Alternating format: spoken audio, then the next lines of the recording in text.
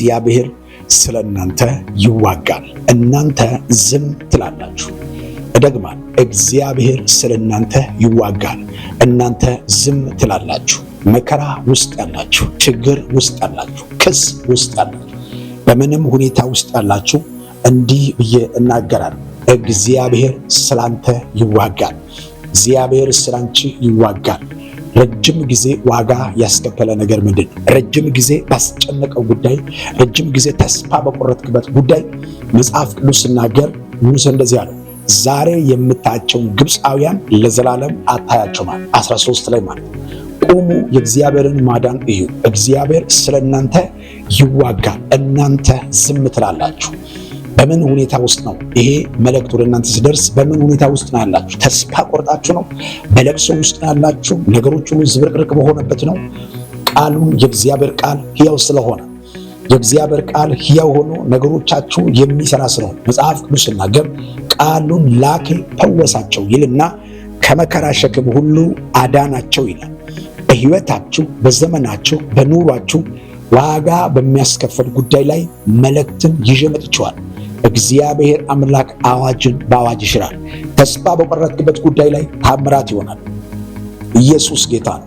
በሕይወታችሁ ላይ፣ በዘመናችሁ ላይ እግዚአብሔር አምላክ ፈርዖንን ሕዝቡን ተከትሎ እስራኤላውያንን ፈርዖን ያሳድድ ነበረ። በጣም የሚገርም ነገር፣ በጭንቅ ውስጥ ያለ ድምፅ እግዚአብሔር ለሙሴ ሰጠ። ቁሙ፣ ዛሬ ለናንተ የሚያደርጋትን የእግዚአብሔርን ማዳን እዩ። በኢየሱስ ስም ከዚህ ደቂቃ ጀምሮ እግዚአብሔር አምላክ ማዳኑ ያሳያል። ተዋግቶ ሁሉን ድል የሚያደርግ አምላክ ነገሩን አስተካክሎ ይሰጣል። አዋጁን ቀይሮ አሳልፎ ይሰጣል። እግዚአብሔር አምላክ ታሪኩን ቀይሮ ክብር በላችሁ ላይ ይገልጻል። እግዚአብሔር አምላክ አዋጅን ሽሮ በማንነታችሁ ላይ፣ ዘመናችሁ ላይ፣ ሕይወታችሁ ላይ ጊዜን ባስቆጠረው ጉዳይ ላይ እግዚአብሔር አምላክ ክብሩን ይገልጻል። ላመነ ሰው ሆኗል። በኢየሱስ ሕይወታችሁ ላይ ድግግሞሽ ሕይወት በቃ። ከእንግዲህ በኋላ ይህን ቃል ካወጀ በኋላ ሙሴን እግዚአብሔር እንደዚህ አለ፣ በእጅ ያስከው ምንድን ነው አለ። በትርን ዘርጋ አለ። መፍትሄ በሌለበት መፍትሄ ተፈጠረ። በትሩ ሲዘረጋ ባህር እንደ ግድግዳ ሆኖ ለእስራኤል ልጆች ቆመ፣ ተከፈለ። ኢየሱስ ያድናል። እንዲሁም በተከፈለበት ከተሻገሩ በኋላ እስራኤላውያን የሚያሳድድ ፈርዖን ከነሰራዊቱ ከነጭፍራው ገብቶ ያለ ለእስራኤላውያን መንገድ የሆነ ማለፊያ የሆነ ለፈርዖንና ለሰራዊቱ ማለቂያና መቀበሪያ ሆኗል። አንድ መልእክት አለኝ። ከዚህ ደቂቃ ጀምሮ ከሕይወትህ ጋር፣ ከዘመንህ ጋር፣ ከኑሮ ጋር ሲያሳድድ የቆየው ለጠላት ማብቂያ ላንተ መሻገሪያ ሆኗል። ለሟርተኛው ማብቂያ ላንተ ማምለጫ። በኢየሱስ ስም ላመነው አማኝ ከዚህ ደቂቃ ጀምሮ ለጠላት ማብቂያ ሆኗል። ለሟርተኛው ማብቂያ ሆኗል። ለደጋሚ ማብቂያ ሆኗል።